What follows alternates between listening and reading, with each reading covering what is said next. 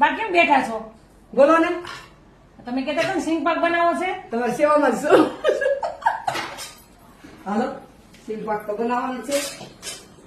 આપણે સિંગ પાક છે ને ગોળમાં અને ગાયનું ઘી, અને તમે જોવો એ સિંગ પાક ખાઈ તો જોઈ કેવો અરે બનાવો એમાં છો. કાંઈ ન ઘટે.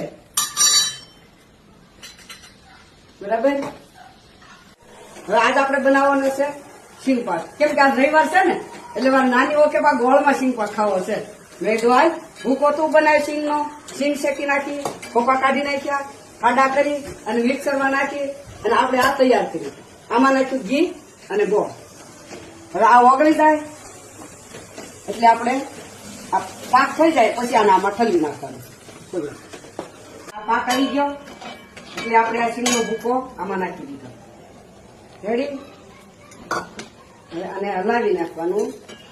પાક ઘીમાં લેવાનું, ઘી અને ગોળ સાથે.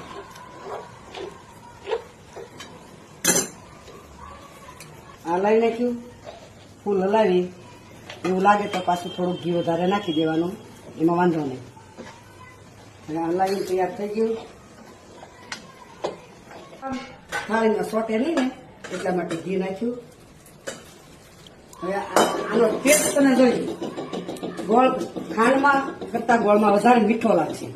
પછી લાડવા હોય, ઉખડી હોય કે સુરમું હોય, ગોળમાં વધારે ટેસ્ટ વધારે આવે. બીજું કે આપણે ખાવામાં નુકસાન ન કરે. હવે આ બની ગયું.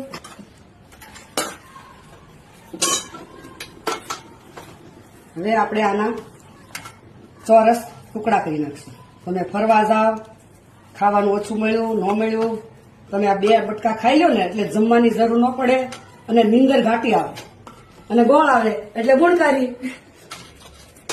આમાં ઘીમાં જ વાપરવાનું, કારણ કે ઘી ગુણકારી અને ગોળ ગુણકારી. રેડી થઈ ગયું. હવે આપણે આના ટુકડા કરી નાખશું.